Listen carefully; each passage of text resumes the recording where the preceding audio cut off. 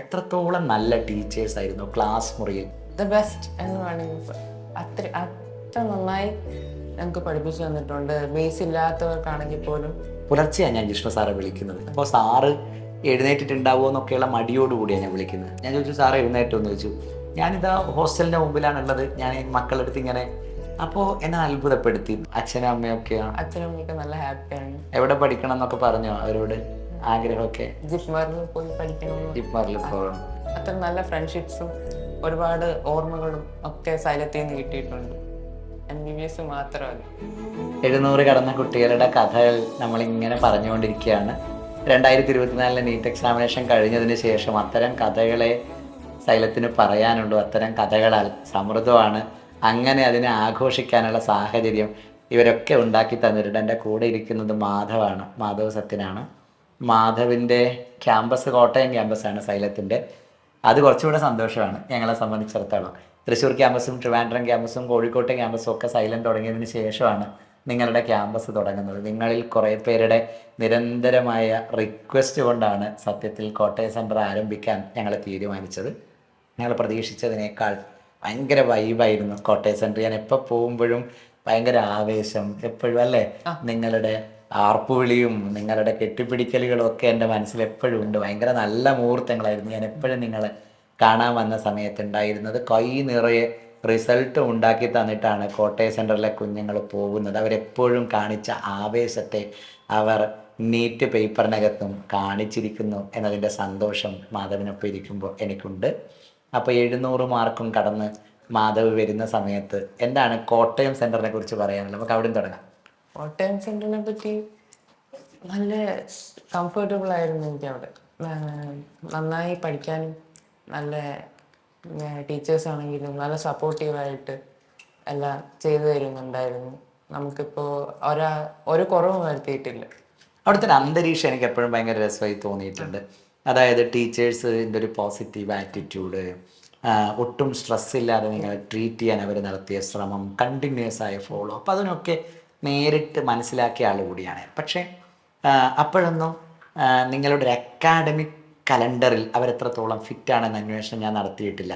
നിങ്ങളിവിടെ ഹാപ്പിയാണോ എന്ന് മാത്രമാണ് ഞാൻ നിങ്ങളെ കാണാൻ വരുമ്പോൾ ഞാൻ ചോദിക്കാറുണ്ടായിരുന്നു.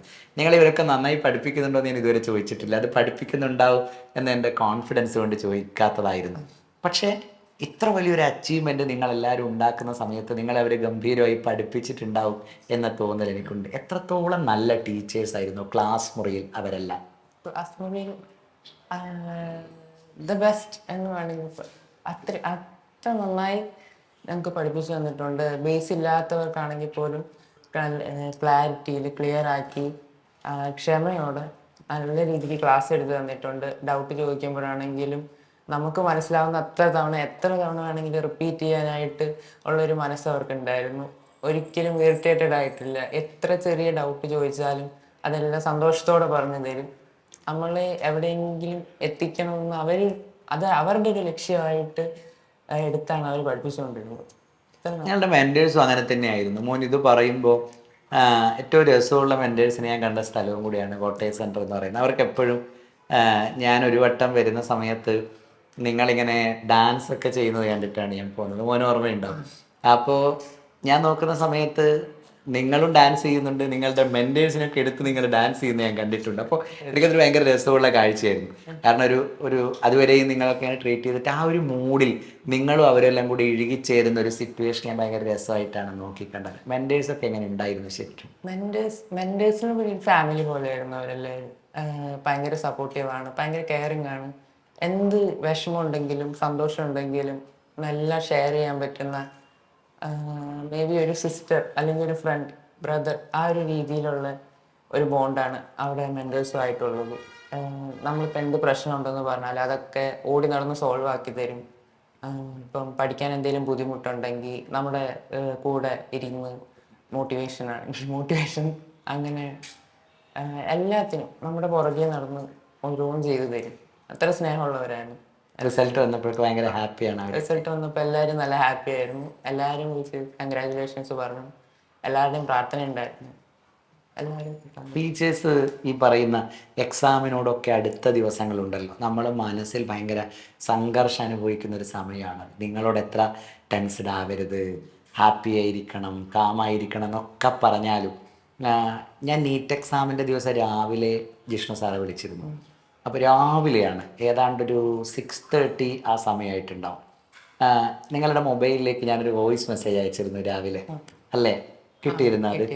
നന്നായി എഴുതണം, ടെൻഷൻ ഒന്നും ആവരുത്, പരീക്ഷ ഭയങ്കര എളുപ്പമായിരിക്കും. അപ്പോൾ ഞാനങ്ങനെ ഒരു വോയിസ് മെസ്സേജ് ജിഷ്ണു സാർക്ക് അയച്ചു.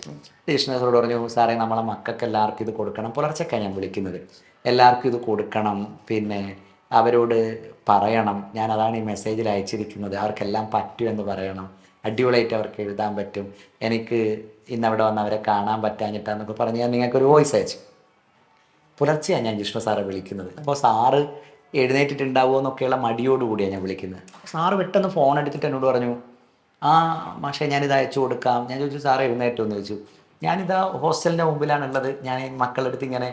അപ്പോൾ എന്നെ അത്ഭുതപ്പെടുത്തി, പുലർച്ചക്ക് ഹോസ്റ്റലിൻ്റെ മുമ്പിലാണുള്ളത്.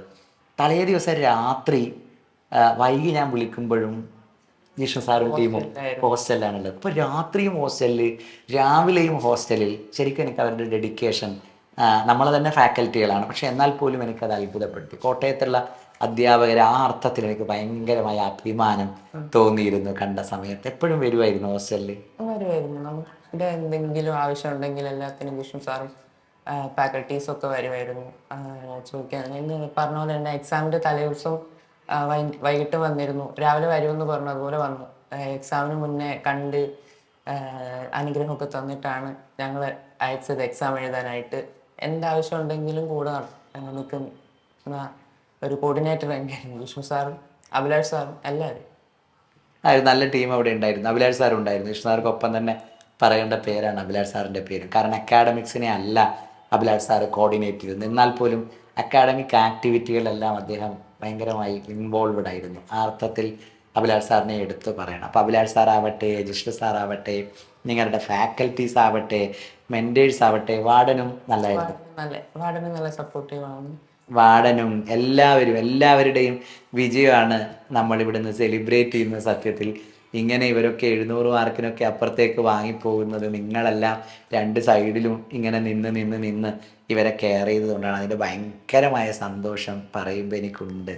വീട്ടിലുള്ളവർക്കോ, അച്ഛന് വീട്ടിൽ തയ്യൽക്കാർ അല്ലേ, അമ്മ ഒരു സ്കൂളിനകത്ത് പഠിപ്പിക്കാൻ പോകുന്നു, പിന്നെ ഒരു അനിയനല്ലേ ഉള്ളത് 10ാം ക്ലാസ്. അനിയൻ എന്ത് പറഞ്ഞു റിസൾട്ടൊക്കെ വന്ന സമയത്ത്? നല്ല സന്തോഷമായിരുന്നു. അനിയനെ മിസ് ചെയ്തിരുന്നു? ഒരു വർഷം മുഴുവൻ ഹോസ്റ്റലിലൊക്കെ ആയപ്പോൾ അനിയൻ പഠിക്കുമോ? നന്നായിട്ട് ഹാപ്പിയാണ്. അപ്പോൾ അച്ഛനും അമ്മയൊക്കെയോ? അച്ഛനും അമ്മയൊക്കെ നല്ല ഹാപ്പിയാണ്. എവിടെ പഠിക്കണം എന്നൊക്കെ പറഞ്ഞോ അവരോട്? ആഗ്രഹമൊക്കെ ജിപ്മറിൽ പോയി പഠിക്കണം. ജിപ്മറിൽ പോകണം. അപ്പോൾ എയിംസ്, ജിപ്മർ, അങ്ങനെ ഒരു ലോകം ഇങ്ങനെ പോകും. ജിപ്മറിൽ നമ്മളുടെ കുറേ കുട്ടികൾ, കഴിഞ്ഞ വർഷത്തെ ആളുകൾ അവിടെ ഉണ്ട്. ജിപ്മറിൽ ഈ അടുത്ത് ഞാൻ പോകുന്നുണ്ട് അവരെ കാണാൻ. അപ്പോൾ ജിപ്മറിലേക്ക് നിങ്ങളെല്ലാവരും പോകണം. അടുത്ത വർഷവും നമുക്ക് ആ ലോകം, ഭയങ്കരമായ എക്സ്പോഷർ, അതിനൊക്കെ ആസ്വദിക്കാൻ വേണ്ടി ശ്രമിക്കണം. കുറേ പേര് മോനെ കണ്ടുകൊണ്ട് സൈലത്തിലേക്ക് വരാൻ ആഗ്രഹിക്കുന്നുണ്ടാവും. എനിക്കറിയാം സൈലത്തിലേക്ക് വരണം എന്ന് പറയുന്നതിനേക്കാളും ജിഷ്ണു സാർ ഒരിക്കൽ എന്നോട് പറഞ്ഞു, ഞങ്ങളുടെ കുട്ടികളുടെ ഇൻ്റർവ്യൂ നിങ്ങൾ എടുത്താൽ സൈലത്തിലേക്ക് വരണം എന്നല്ല അവർ പറയുക, അവർ കോട്ടയം സെൻറ്ററിലേക്ക് വരണം എന്നാണ് പറയുക എന്നോട് പറഞ്ഞു. എനിക്കതും ഭയങ്കര രസമായി തോന്നി.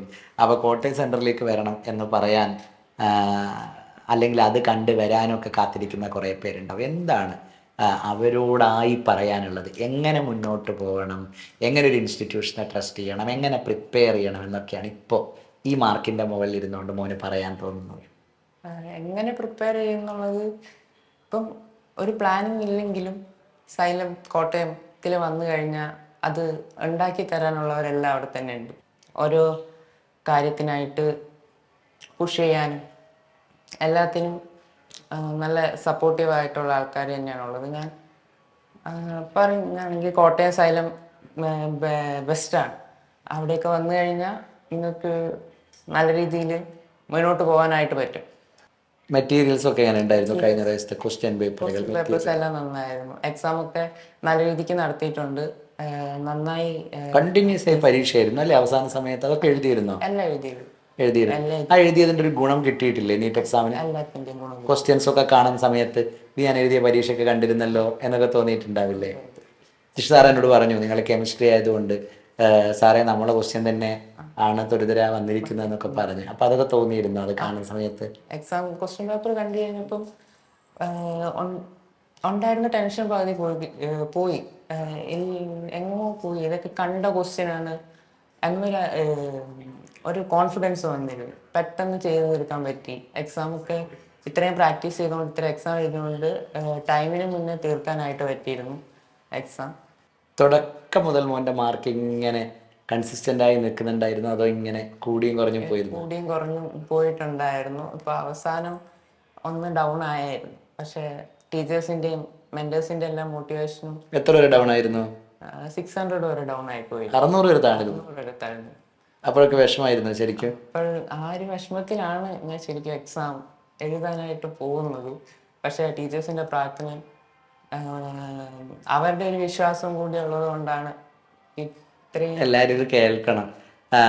ടീച്ചേഴ്സിന്റെ പ്രാർത്ഥനയും വിശ്വാസവും കൊണ്ടാണ് എന്ന് പറയുമ്പോഴും ഞാൻ പറയും അതല്ല. കാരണം 600 മാർക്ക് വരെ ഡൗൺ ആയിടത്ത് നിന്ന് 700 മാർക്ക് കടത്തണമെങ്കിൽ അതിനുള്ള അപാരമായ ക്യാപ്പബിലിറ്റി ഉണ്ടാവണം. അപ്പം അത്രമേൽ ഡെഡിക്കേറ്റഡായി അത്രമേൽ പാഷനേറ്റായി. പാഷനെ കുറിച്ചാണ് ലാസ്റ്റ് നമ്മൾ കണ്ടപ്പോഴും ഞാൻ സംസാരിച്ചത് അല്ലേ? കോട്ടയം സെന്ററിൽ ലാസ്റ്റ് നമ്മൾ കാണുന്ന സമയത്ത് ഞാൻ പാഷനെ കുറിച്ച് മാത്രം സംസാരിക്കാനാണ് ഞാൻ വന്നത്. അപ്പം പാഷനെയാണ് ഇങ്ങനെ എക്സ്പ്ലോർ ചെയ്യുന്നത് നമ്മളുടെ കുഞ്ഞുങ്ങൾ. അതിലെനിക്ക് ഭയങ്കരമായ അഭിമാനമുണ്ട്. +1 +2 പഠിക്കുന്ന സമയത്ത് അന്ന് ക്ലാസ് റൂമിൽ ഉണ്ടായിരുന്ന ടീച്ചേഴ്സൊക്കെ എക്സ്പെക്ട് ചെയ്തിട്ടുണ്ടാവുമോ ഈ ഒരു റാങ്കിലേക്കൊക്കെ എത്തുമെന്ന്?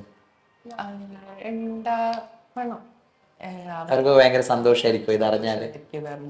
വിളിച്ചില്ല ഇതുവരെ, വിളിക്കണം. എല്ലാവരെയും ഒന്ന് പോയി കാണണമെന്നുണ്ട്. എല്ലാവരെയും പോയി കാണണം, എല്ലാവരോടും പറയണം അല്ലേ? നമ്മളെപ്പോഴും താങ്ക്ഫുൾ ആയിരിക്കുക എന്നത്.